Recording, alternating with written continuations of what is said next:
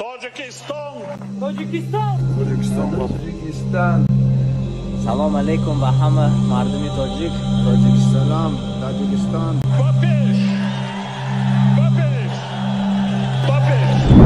خاک تو ای مسلمان، اگر تو مؤمنی واقعی باشی، هر جبه زمین سرزمین الله خاک توست. این زمین برای تو الله پیدا کرده، کل گوشه های زمین از تو است.